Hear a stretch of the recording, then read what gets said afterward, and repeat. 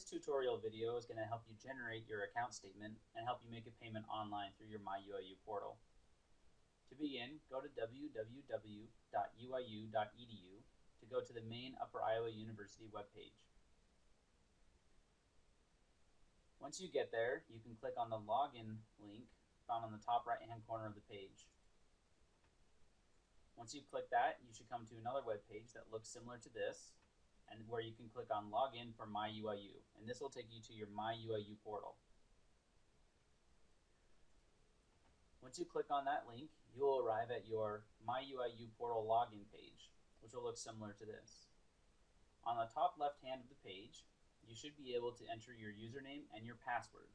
If you don't have this, please contact IT as they will be able to provide it for you. Once you have your information, you can click Login, and this will take you to your account portal. From here, you can click the Student tab along the top, and this will take you into your student section. In here, you can go on the left-hand side, and you can navigate to Student Accounts. Once you click on Student Accounts, on the right-hand side of the page, you should see Course and Fee Statement. You can click on this to generate your account statement. You'll come to a page that looks like this, where you can click Generate My Course and Fee Statement. You're going to have a loading icon here while it works to generate your PDF. Once it's finished, you should be able to click on a link that says View My Course and Fee Statement, which will populate your account statement. This is what your account statement will look like, and this will include all of the charges and refunds and discounts that you have on your student account. You should be able to scroll down to the bottom, where you'll actually be able to see the total amount due for your student account. If this number down here for amount due is a negative, then it is you have excess funds in your student account, which will be returned to you. If this is a positive number, then that is the amount that you currently owe.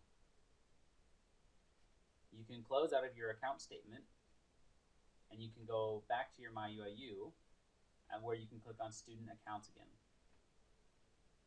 Once you're back here, this time you can choose to make a payment. Before we click on Make a Payment, I would like to point out that to use a credit card costs a 2.75% fee on top of what you're paying. So for example, if you're making a $100 payment on your student account, to pay by credit card it would cost $102.75. To pay by an e-check is completely free. If you use your Blue Peacock Hire 1 card, it is also free. There are some things that you'll have to follow in order to use the free options, which I will cover in here. Once you're ready to make a payment, go ahead and click Make a Payment, and this will bring you to our CashNet portal. This is the vendor that we use to process all online payments. If you want to use your Blue Peacock Hire 1 card to make a payment for free, you can go down here and click Access BluePeacockCard.com. This will allow you to link your Blue Peacock card to your MyUIU student account, where you'll be able to then make payments.